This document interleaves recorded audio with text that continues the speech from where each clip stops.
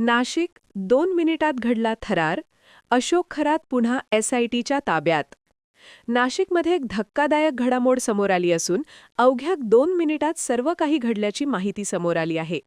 या प्रकरणात आरोपी अशोक खरात याच्या विरोधात सुरू असलेल्या विविध गुन्ह्यांमुळे तपासाला वेग आला आहे. दुसऱ्या गुन्ह्याच्या संदर्भात न्यायाधीश श्रीमती पुराणिक यांनी 21 मार्च 2026 पर्यंत न्यायालयीन कोठडी सुनावली आहे.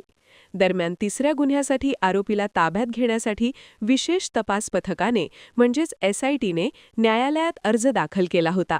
न्यायालयाने हा अर्ज मंजूर केल्यानंतर अशोक खरात याला ताब्यात घेण्याची प्रक्रिया सुरू करण्यात आली.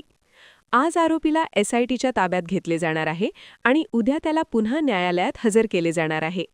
गुन्हा क्रमांक 76/2026 या तिसऱ्या प्रकरणात त्याला वर्ग करून तुरुंगातून ताब्यात घेतले जाणार आहे.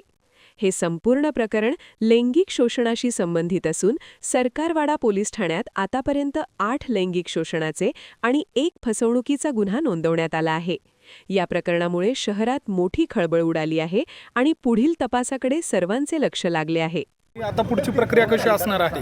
जो 75/26 मध्ये जो 75/26 मध्ये जो गुन्हा आरोपी विरुद्ध दुसरा गुन्हा होता, त्यामध्ये त्याचा पोलीस कस्टडीचा रिमांड राखीव 15 दिवसाच्या MCR त्यांनी मागितलेला आहे, राखीव ठेवला आहे पोलीस कस्टडी. आणि त्याला 76/26 मध्ये वर्ग करण्यात आलं. त्याचं पोलीस कस्टडीचा रिमांड उद्या देण्यात येईल. Thank you very much. अर्ज मंजूर झाला? हो, अर्ज मंजूर झालेला आहे. थँक्यू.